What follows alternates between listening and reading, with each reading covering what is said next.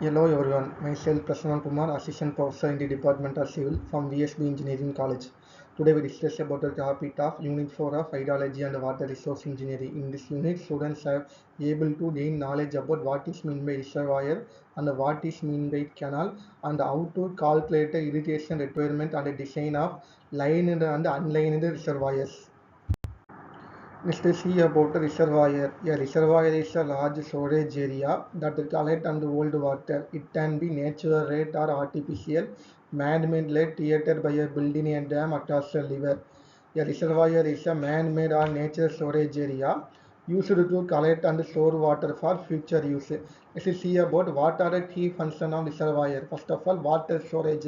They can store fresh water during the rainy season or when the rivers are flowing heavily, so there is enough supply of water during the dry season.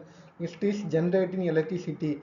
Many reservoirs are part of hydroelectric plants as the water released from the dams during the velocity fins the turbine to create the renewable energy city. Next is see about the farming support. The reservoir provide a reliable and steady supply of water to irrigated crops even as not rained for a long time. Finally, daily use and recreational. They can be stored water and they can be sent for different types of cities used for drinking purposes. Next we see about what is the use of reservoir. The reservoir used for many purposes. They are drinking water supply, irrigation, hydroelectric power, flood control and industrial uses. Next we see about the classification of reservoir. There are four different types of reservoir. They are storage reservoir, detention reservoir, distribution reservoir and multi-purpose reservoir. Next we see about the storage reservoir. Storage reservoir is also called as conservation reservoir because they are used to conserve water. Storage reservoir are considered to store the water in the rainy season and it is used to release it later when the river flow is low. Mainly water stored during monsoon and released during the dry season. Next we see about a detention reservoir. It is one of the type of reservoir can be source temporarily fed water. At that time, released water solely. Main purpose of this reservoir was to prevent the flood. Next, we see about a distribution reservoir. Distribution reservoir is one of the type of the reservoir source treated water before supply. The main purpose of reservoir was domestic water supply. Finally, we see about the multi-purpose reservoir. A multi-purpose reservoir is a man-made lake which is managed for multiple purposes, namely water supply, flood control, soil erosion, environmental management, hydroelectric power generation, navigation, recreation and agricultural other facilities. Next we see about the site selection of reservoir. Selecting the ideal site for reservoir involves balancing geology and cost. The best location are broad natural valley and minimize displacement of humans. The most important factor to consider is topography and shape, geology and leakage, hydrology and water supply, economical and social factor. Then we see that what are the factor influencing before the site selection of reservoir. They are large water availability, sand foundation, narrow valley preferred, minimum land submerged, less environmental impact, nearby construction material and easy transportation access. In first we see about what is mean by availability of water. In nearby river or rainwater should be provided to enough to store the reservoir water. After that sound foundation should be needed. Soil and rock should support the entire dam bed. Narrow valley should be preferred because it reduces the dam length.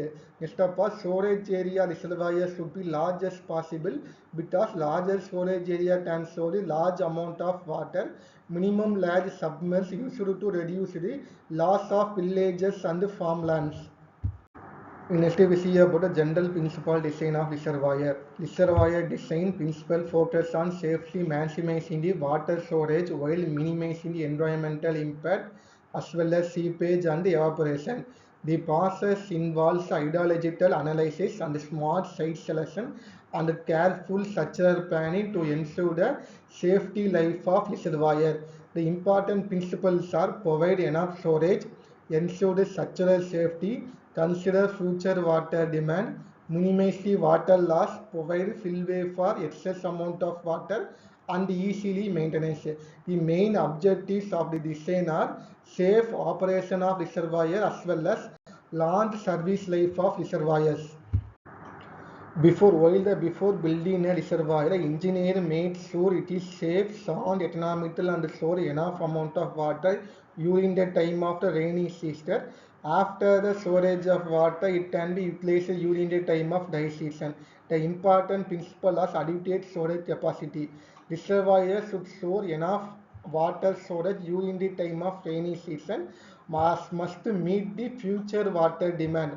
Next, we say that safety of such dams and reservoirs should remain stable even though any natural disaster should be take place, and it also must receive flood and water pressure. Suitability of fillway arrangement means that extra water should leave safely without causing any damage to the reservoir. In next see that during the design period, we can reduces the water losses due to evaporation, seepage and leakage. Finally, economic design should be take place.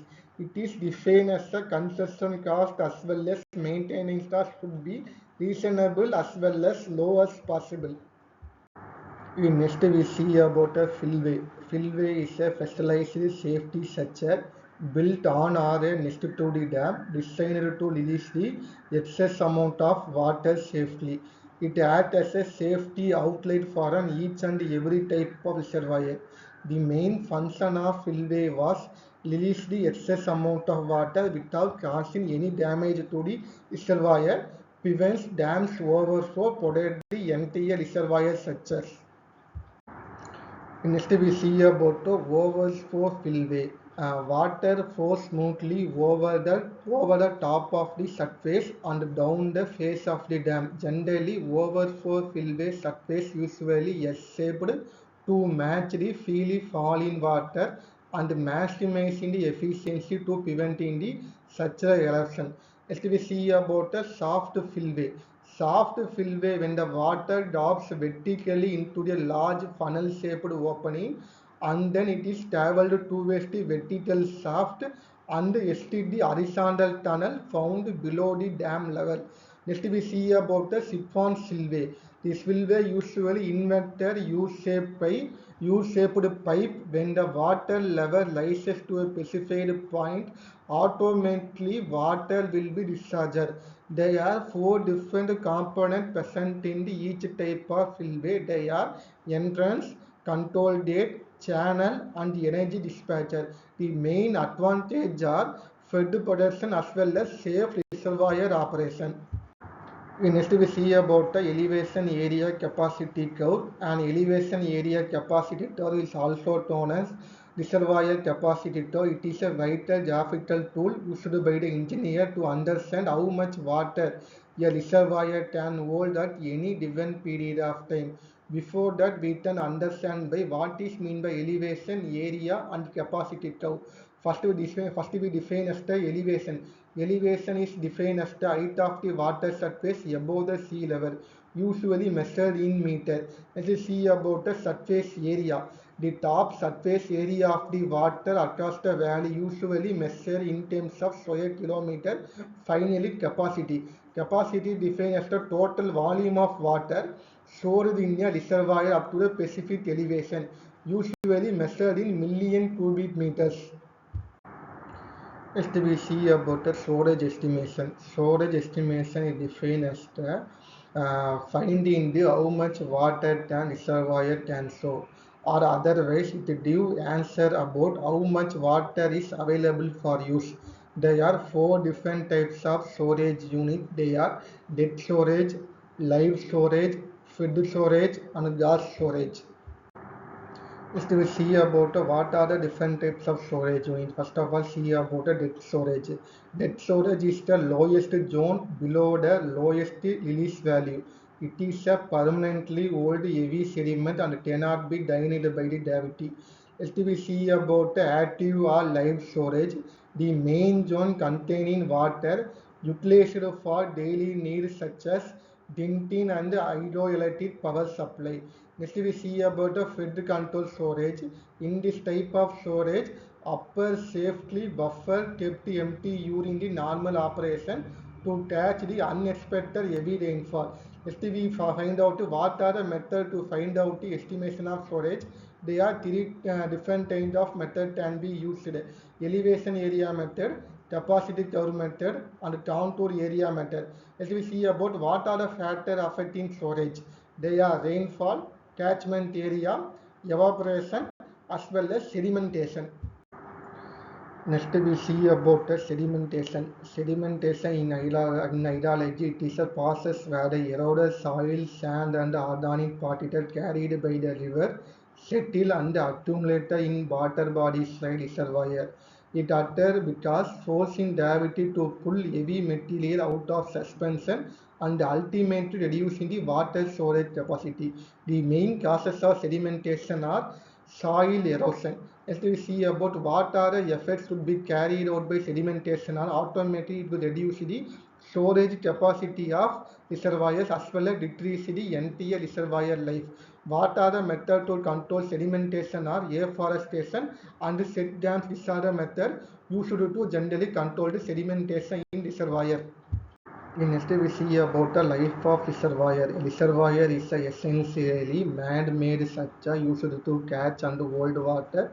It functions like a massive water battery, saving the water during the rainy season, and it can be used during the time of dry season. A life of reservoir generally defined as the number of years of reservoir can store and supply water efficiently. Why reservoir life decreases? When the sedimentation occurs, automatic reservoir life should be decreases. Sedimentation defined as the soil and the sand particle automatically settle down at the bottom of the reservoir. When sedimentation process occurs, storage place becomes smaller.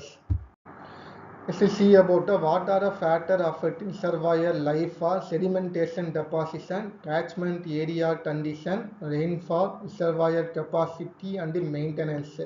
Sedimentation deposition means more sedimentation will occur, reservoir will produce the shorter life. Catchment area condition means soil erosion automatically increases sedimentation range. Rainfall. Heavy rainfall carries more soil as well as sedimentation process is automatically increases. However, sedimentation process directly proportional to the life of an reservoir and reservoir capacity. Larger reservoir generally last longer without any kind of sedimentation activities should be take place. Maintenance means once a time after sedimentation we can properly maintain the reservoir, we can improve the lifetime of the reservoir.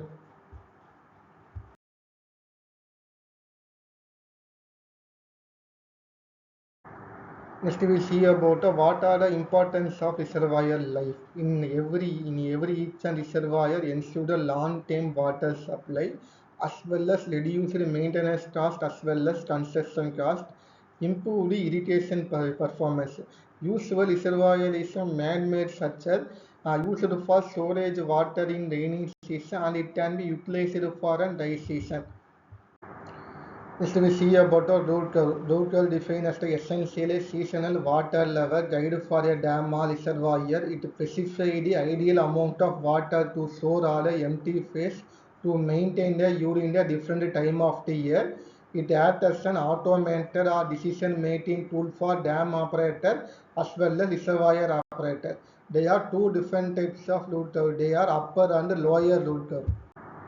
Next we see about the upper and the lower root curve. In upper curve is used to represent the maximum safe water level allowed in a reservoir at any given period of time. When compared to the upper root curve, lower root curve is defined as the minimum target water level needed to meet the basic demand. Water should not be go below in this level. For an example, during the time of the raining season, we can store the more number of water. After that, during the time of wet time, we can release the excess or additional amount of water by use of spillway. During the dry season, we can save the water, or otherwise we can use the water at the time of storage in the rainy season. Why the router is needed for? To avoid an overflow, to ensure the water is availability of throughout the year, to control the flood, to manage the irrigation and the entire water supply. Next we see about what are the factors affecting root was rainfall, reservoir capacity, water demand, flood condition and seasonal changes. Next we see about what are the uses of root control of water storage, prevents water shortage, help flood management, support irrigation planning and improve reservoir efficiencies. At the end of the unit 4, students have gained to knowledge about what is meant by reservoir, what are the functions should be carried out by each and every type of reservoir. Also, students are able to gain knowledge about design, plan and manage the entire hydraulic structures.